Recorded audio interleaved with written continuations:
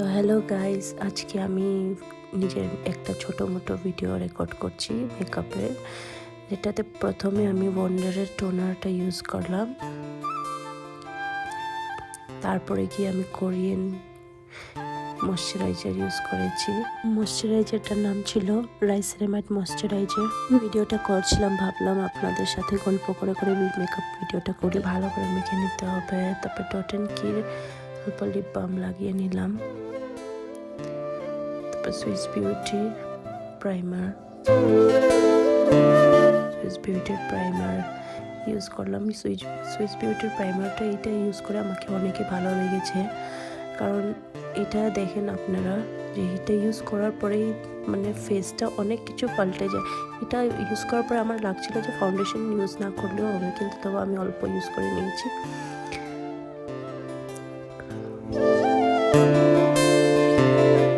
Foundation use করার পর গিয়ে ভালো করে ব্লেন্ড করে নেব।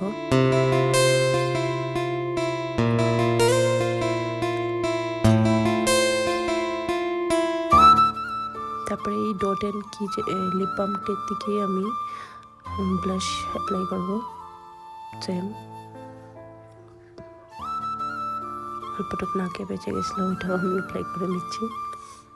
নাকে হোক আমি অ্যাপ্লাই করি। দেন আমি সুইস বিউটির আইব্রো পেন্সিল দিয়ে আইব্রো করছি।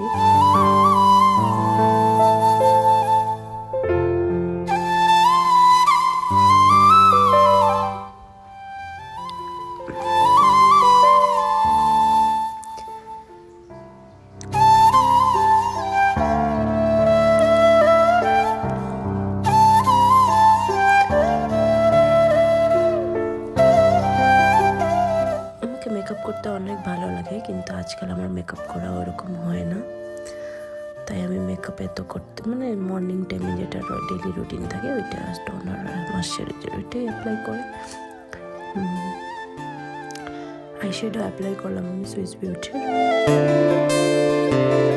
হাত দিয়ে আমি গ্লিটার অ্যাপ্লাই করে নিচ্ছি।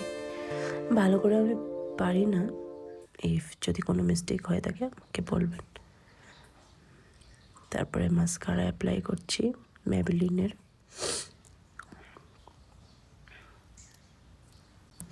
লোয়ার লাশেও আমি অ্যাপ্লাই করেছি। সেট করার জন্য আমি পাউডার অ্যাপ্লাই করছি কম্প্যাক্ট। লাস্টে গিয়ে আমি লিপস্টিক অ্যাপ্লাই করে নিলাম। হেয়ারটা অল্প ওয়েট ছিল, তাই আমি এটা একটু ড্রাই করে নিয়েছি।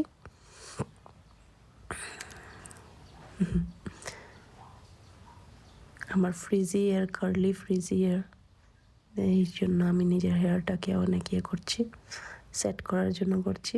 এটা আমার ফাইনাল লুক। আমার লুক কেমন লাগছে আমাকে বলবে। ফার্স্ট টাইম নিজের ভয়েস ওভারে ভিডিও দিয়েছি, কেমন হয়েছে বলবে guys. Thank you.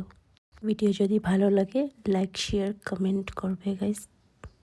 By friends, আবার দেখা হবে নেক্সট ভিডিওতে।